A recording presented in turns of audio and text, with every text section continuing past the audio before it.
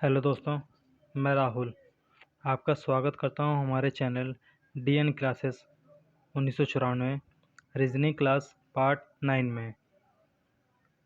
जो भी भाई किसी भी गवर्नमेंट जॉब की तैयारी कर रहा हो, जैसे clerk, CGL, bank, SSC, group D, GD, CISF, SSC GD, RPF, दरोगा, पुलिस, सीटेक जैसे अन्य एग्ज़ामों की तैयारी कर रहा हो, उन सभी भाइयों के लिए हम अपनी वीडियो में कुछ महत्वपूर्ण क्वेश्चन लेकर आए हैं रीजनिंग के, जो अक्सर ही इन एग्ज़ामों में पूछे जाते हैं। जो क्वेश्चन हम बताएंगे आपको, वो आप चेक कर लेना, आपको किसी न किसी पेपर में ज़रूर आता है ये।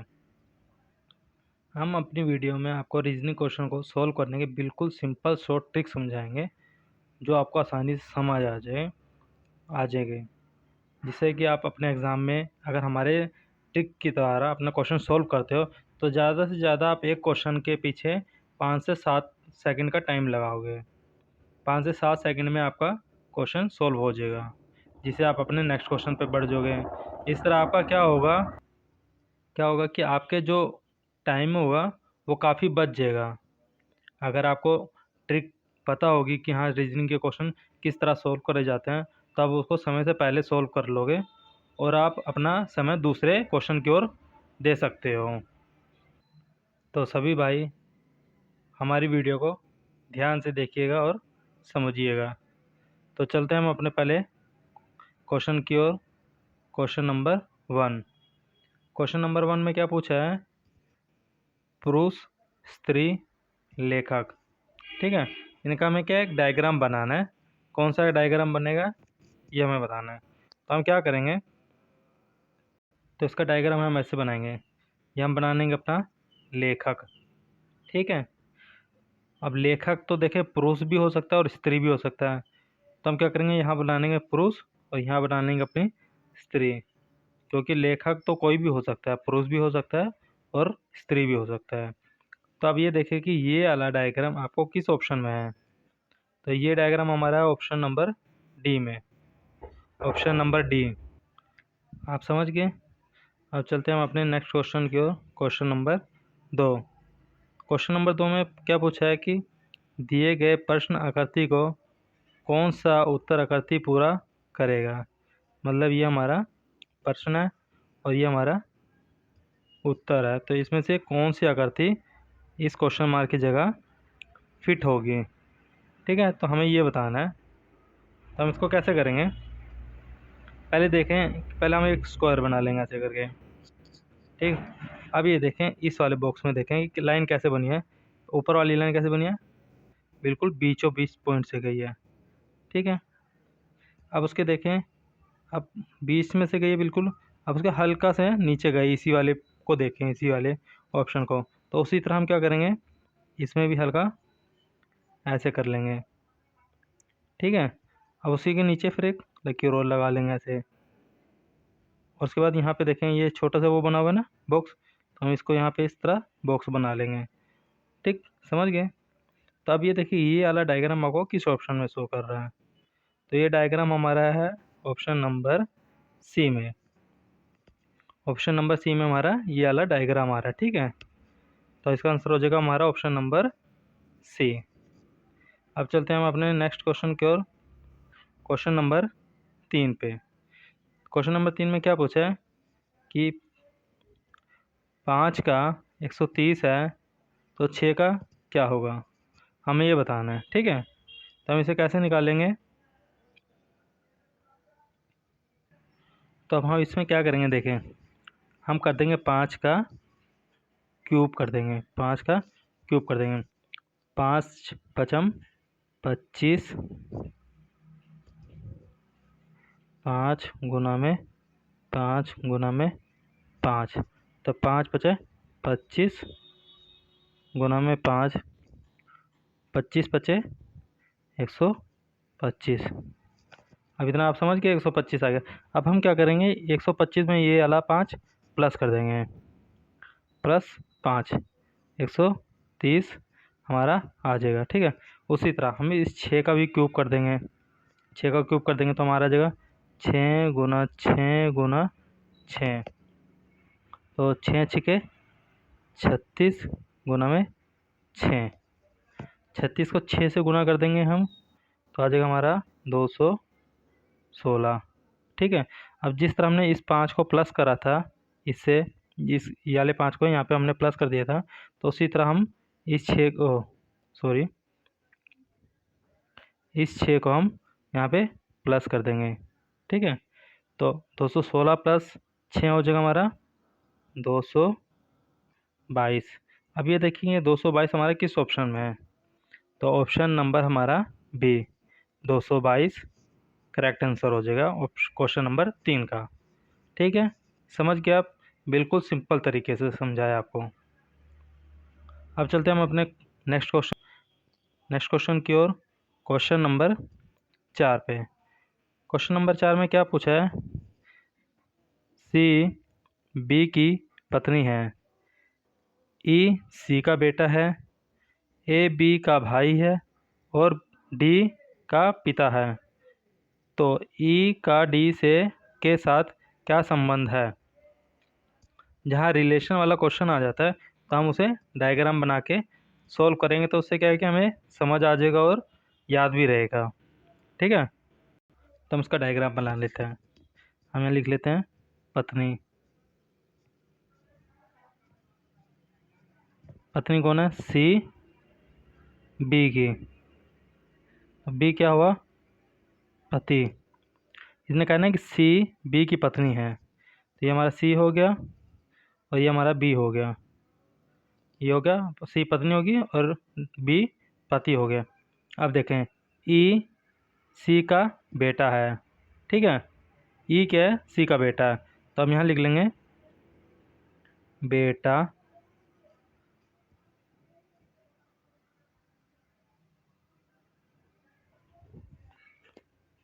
ई, यहाँ लिख लेंगे हम ई। ठीक है, ई क्या हो गया, सी का बेटा हो गया। अब क्या करेंगे, अब क्या पूछा इसमें, ए बी का भाई है। कौन है, ए बी का भाई है। ए बी का भाई है, तो हम क्या करेंगे, पहले बी देख लेंगे। बी हमारा हमने कहाँ लिखा है, बी हमने लिखा है यहाँ पे। ठीक है, तो हम ए लिख लेंगे। अब ए बी का भाई है, यहाँ लिख देंगे ए भाई। ठीक है, एरो का निशान है तो उस तरफ इशारा हो रहा है। ठीक है, तो ये ए हो गया हमारा, बी का भाई हो गया और डी का पिता है। ए बी का भाई है और डी का पिता है, तो हम यहाँ लिख लेंगे डी, पिता किसका, ए का, ए डी का पिता है। ठीक है, ये हमने एरो का निशान दे दिया डी की तरफ। ए इसका डी का पिता है। ठीक है, अब देखें आगे पढ़ें, क्वेश्चन में क्या लिखा है, ई का डी के साथ क्या संबंध है। ई का डी के साथ क्या संबंध है, तो ई हो गया हमारे डी का भाई। क्या हो गया, भाई। ठीक है, अब ये देखें आप, ई ई का पिता हो गया बी और बी का भाई है ए। ठीक है, समझे आप। देखें जो ये है ई बी का, ई बी मतलब ई बेटा है और बी पिता है, तो पिता का भाई ए हुआ, तो पिता का भाई क्या हुआ हमारा, चाचा हुआ। और चाचा का बेटा क्या हो गया हमारा, चाचा का बेटा हो गया हमारा चचेरा भाई, तो यहाँ हो जाएगा हमारा चचेरा, चचेरा भाई। ठीक है, ये चीज़ आप ध्यान देना, सिर्फ भाई नहीं रहेगा हमारा, यहाँ रहेगा हमारा चचेरा भाई, क्योंकि वो चाचा का लड़का है। तो कई बच्चे क्या करते हैं कि भाई लिख के भाई पे टिक कर देते हैं, तो ये हो जाएगा हमारा गलत। ऑप्शन पूरा पढ़ें, नीचे ऑप्शन दे रखा चचेरा भाई, तो हम क्या करेंगे, चचेरे भाई पे टिक कर देंगे, तो हमारा हो जाएगा आंसर चचेरा भाई, ऑप्शन नंबर डी। ठीक है, इतना क्वेश्चन नंबर आप 4 में समझ गए थे ना कि वो हमारा चचेरा भाई हुआ, तो ऑप्शन नंबर 4 चचेरा भाई। अब चलते हैं हम अपने क्वेश्चन नंबर 5 पे। क्वेश्चन नंबर 5 में क्या पूछा है इन्होंने, लुप्त संख्या ज्ञात करो। ठीक है, लुप्त संख्या कहाँ हमारी, यहाँ पे हमें ये बताना है कि यहाँ पे कौन सी संख्या आएगी। ठीक, तो इस तरह के क्वेश्चन को करने के लिए क्या समझाया था मैंने आपको कि इसको या तो हम इस तरीके से करेंगे सोल्व या इस तरीके से सोल्व करेंगे। ठीक है, अब देखें हम इसको कैसे सोल्व करते हैं, आपको बताते हैं, समझना आप ध्यान से समझना ये वाला सवाल। ठीक है, देखिए अब हम क्या करेंगे, इसमें इस 7 को इस 14 से क्या करेंगे, भाग कर देंगे।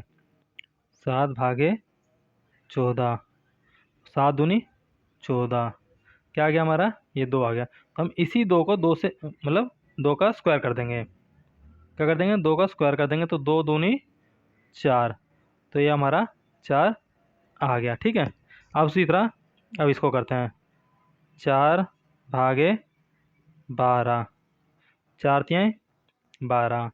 अब 3 का क्या कर देंगे हम, 3 का स्क्वायर कर देंगे, तो 3 तिहाई 9 हो जाएगा। ठीक है, ये आ गया हमारा 9।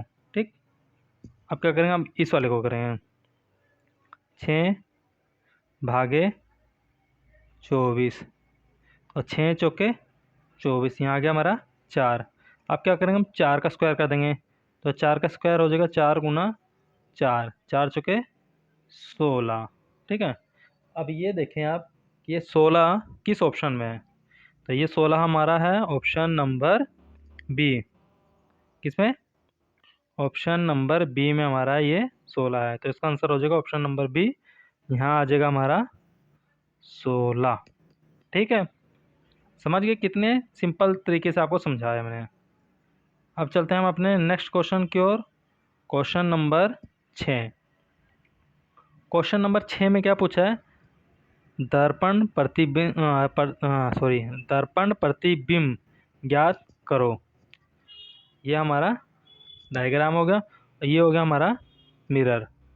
अब इसमें इसका प्रतिबिंब बताना है मिरर का। तो हमेशा क्या रहता है, मिरर में जब भी हम कोई चीज़ देखेंगे तो हमें उल्टा ही दिखाई देगा, उसका विपरीत दिखाई देगा, अपोजिट साइड। तो इसका हम क्या करेंगे, पहले डायग्राम बना लेंगे। डायग्राम तो सेम बनेगा ऐसे ही, डायग्राम में कोई फ़र्क नहीं होगा। ठीक है, अब देखें, अब समझें इसका कैसे अपोजिट हो जाएगा, विपरीत हो जाएगा। जैसे अभी ये हमारा जो ब्लैक साइड है, तो ब्लैक साइड अभी मिरर की तरफ है ना, तब जैसे इस तरफ है, तो अभी क्या हो जाएगा, ये इस तरफ हो जाएगा मिरर।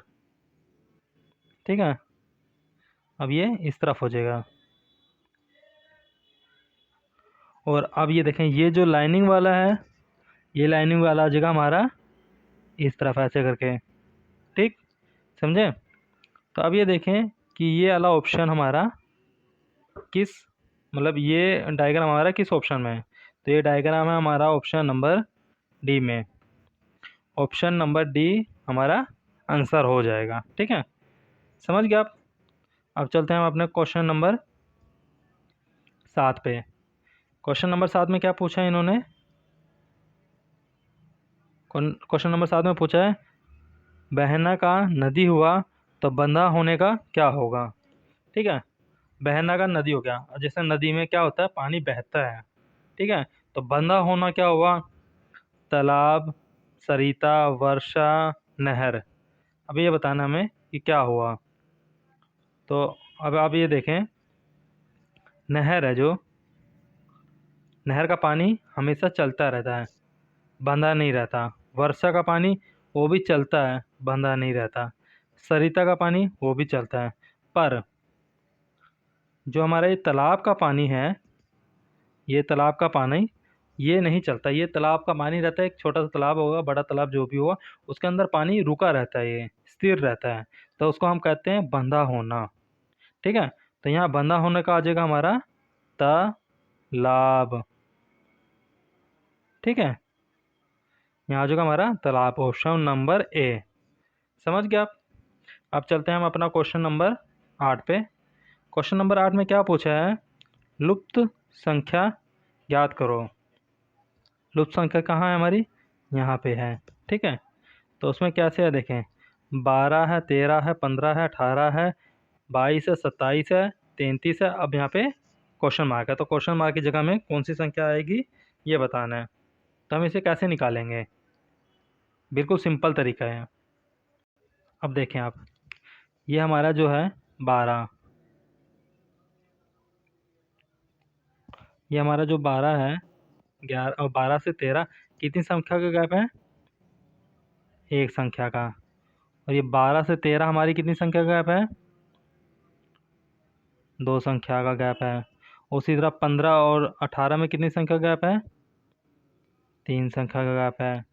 उसी तरह 18 और 22 में कितनी संख्या का गैप है, चार संख्या का गैप है। ठीक है। और उसी तरह 27 और 22 और 27 में कितनी संख्या का गैप है, पांच संख्या का गैप है। ठीक है, समझे।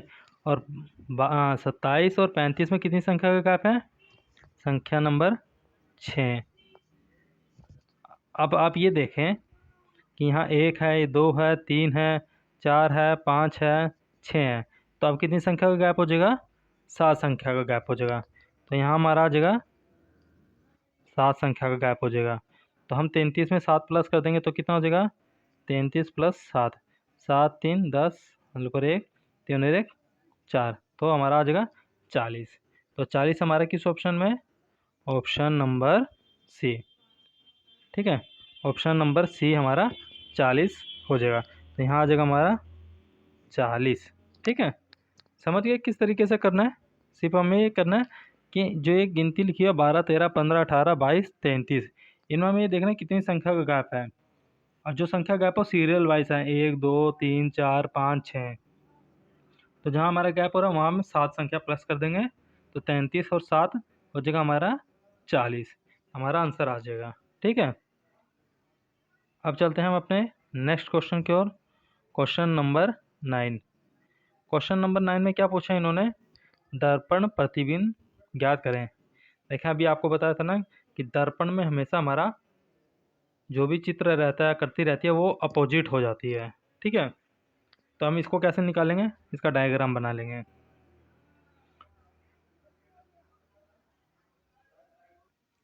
अब देखें ये इस तरफ घूमा हुआ है ना, तो हम इसको क्या करें, इस तरफ घुमा देंगे। ठीक है, अब ये नीचे की तरफ घुमा है तो इसको हम नीचे की तरफ घुमा देंगे, ऐसे सिंपल।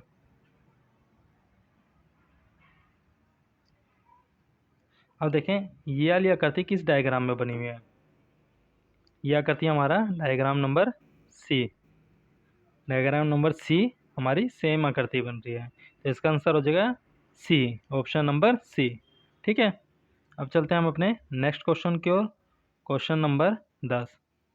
क्वेश्चन नंबर 10 में क्या पूछा है, एक का 8 है तो 27 का क्या होगा। हमें ये बताना है एक का अगर 8 है तो 27 का क्या होगा। ठीक है,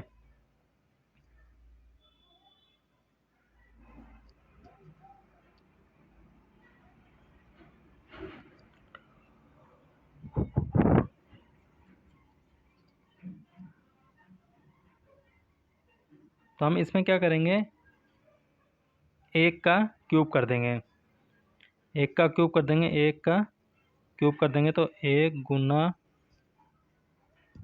एक गुना एक गुना एक हो जाएगा एक। ठीक है, अब क्या करेंगे, 8 का क्यूब कर देंगे, 8 गुना 8 गुना 8। ठीक है, तो 8 हटाएं 64, ओ सॉरी, हम कर देंगे यहाँ पे 2 का क्यूब कर देंगे, क्यूब में निकालेंगे ना, तो 2 गुना 2 गुना 2, तो 2 दूनी 4 गुना में 2, 4 दूनी 8। ठीक है, तो ये आ जाएगा हमारा 8। उसी तरह हम 27 का करेंगे, तो 27 में हम क्या करेंगे, 3 का क्यूब कर देंगे, 3 गुना 3 गुना 3। ठीक है, 3 तिहाई 9 गुना 3, तो 9 गुना 3 हो गया हमारा 27। ठीक है, ये हमारा 27 आ गया। अब आप ये ध्यान दें कि हमने यहाँ एक का क्यूब निकाला, फिर हमने यहाँ पे 2 का क्यूब निकाला, हमने यहाँ पे 3 का क्यूब निकाला। ठीक है, एक हो गया, 2 हो गया, 3 हो गया, तो अब हम इस जगह निकालने के लिए क्या करेंगे, 4 का क्यूब कर देंगे। किसका किसका करेंगे, 4 का क्यूब करेंगे। तो हम 4 का क्यूब निकालेंगे, 4 गुना में 4 गुना में 4, 4 चौके 16, ठीक है, गुना में 4, तो फिर 16 चौके 64, क्या हो जाएगा, 16 चौके 64। अब ये देखेंगे कि ये 64 किस ऑप्शन में है, तो ये है हमारा ऑप्शन नंबर डी।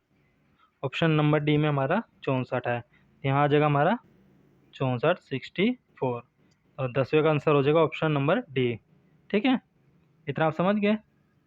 चलें फिर अब हम बढ़ते हैं अपने नेक्स्ट क्वेश्चन की ओर। Question number 11। क्वेश्चन नंबर 11 में क्या लिखा है, नीचे एक पासे के दो प्रारूपों को दर्शाया गया है, मतलब एक ये हो गया एक ये हो गया। इस पासे के अंक 4 के विपरीत फलक पर कौन सा अंक होगा। मतलब इसमें ये पूछा इन्होंने कि ये 4 है, 4 के अपोजिट साइड, विपरीत मतलब हो गया उसके बिल्कुल सामने उल्टी तरफ कौन सी संख्या होगी, हमें ये बताना है। ठीक है, तो जहाँ ये लूडो के बॉक्स वाली संख्या मतलब सवाल आ जाता है, तो हम वहाँ क्या करते हैं, कॉमन संख्या छांट लेते हैं। ठीक है, अब ये देखें कि इन दोनों बॉक्स में कॉमन संख्या क्या है, कॉमन संख्या हमारी है 2 और 6। देखिए इसमें भी 2 है, इसमें भी 2 है, ठीक है, इसमें भी 6 है और इसमें भी 6 है, तो ये हो जाएगा हमारा 2 और 6। अब बचा क्या हमारा, 4 और 5, तो ये हो जाएगा हमारा 4 5। अब इसने क्या पूछा कि 4 के विपरीत, तो ये सिंपल हो गया, बिल्कुल 4 के विपरीत हो जाएगा हमारा 5। ठीक है, 4 के विपरीत आ जाएगा हमारा 5, तो आंसर हो जाएगा हमारा 5। तो 5 किस ऑप्शन में है, ऑप्शन नंबर हमारा सी। ऑप्शन नंबर हमारा सी 5 हो जाएगा। ठीक है, समझ गए आप। नहीं समझे तो आपको एक बार दोबारा समझाते हैं तो दूसरे तरीके से भी। अब देखिए जैसे 2 और 6 हैं, उसके इस साइड ये 4 हो गया। ठीक है, उसी तरह ये 5 और सॉरी ये 6 और 2 है, उसके साइड में हो गया 5, तो इसका मतलब ये 5 के नीचे हो जाएगा हमारे यहाँ पे 4, क्योंकि 4 6 और 2 4 के बगल में ही है ना, यहाँ पे देखिए 6 और 2 के बगल में 4 है, इसका मतलब यहाँ पे हमारा 4 हो गया। समझ गए आप, इसीलिए हमारा 4 के अपोजिट हो जाएगा हमारा 5। ठीक, अब चलते हैं हम अपने क्वेश्चन नंबर 12 पे। क्वेश्चन नंबर 12 में क्या पूछा है इन्होंने, गैस का वायु है तो तरल का क्या होगा। गैस का वायु है तो तरल का क्या होगा। ठीक है, तो अभी देखें बिल्कुल सिंपल और आसान है। देखें गैस क्या चीज़ होती है, गैस एक वायु की तरह होती है जो नहीं दिखती है, वो भी वायु में मिल जाती है। ठीक है, तो गैस का ये वायु हो गया, तो तरल का क्या हो गया, तरल क्या चीज़ होती है, कोई लिक्विड फॉर्म में। तरल क्या होता है, तरल कोई एक लिक्विड फॉर्म में, तो जैसे लिक्विड में कुछ भी धर लो आप, पानी हो गया, जो ऐसे जिसकी कोई आकृति नहीं है, जहाँ रखो अपने दूसरी आकृति बदलता रहता है, फैलता चला जाता है। जैसे पानी हो गया, पानी की कोई आकृति नहीं होती, उसको जहाँ डालोगे वो उस तरह बन जाता है। तो उसी तरह देखें कि हमारा अनाज हो गया, तेल हो गया, ठोस हो गया, अवस्था हो गई है, तो इसमें तरल में हमारा आ जाएगा तेल। तेल क्योंकि एक लिक्विड फॉर्म में है, तेल एक पानी की तरह ही होता है, वो फैलता चला जाता है। ठीक है, तो यहाँ आ जाएगा हम तेल। ठीक है, यहाँ हो जाएगा हमारा तेल, तो तेल हो जाएगा हमारा ऑप्शन नंबर सी। 12 का आंसर हो जाएगा ऑप्शन नंबर सी। ठीक है, समझ गए आप। आशा करता हूँ कि हमारी वीडियो आपको अच्छे से समझ आ गई हो, और वीडियो अगर अच्छी लगी हो तो वीडियो को लाइक ज़रूर करिएगा, और जो भी भाई हमारे चैनल पर नया हो वो चैनल को सब्सक्राइब ज़रूर करिएगा, और बेल आइकन को दबाना मत भूलना, जिससे हमारे नेक्स्ट वीडियो का नोटिफिकेशन आपके पास जल्दी पहुँच जाएगा। ठीक है, तो सभी भाई हमारी वीडियो को लाइक करें, शेयर करें और कमेंट करें। Thank you.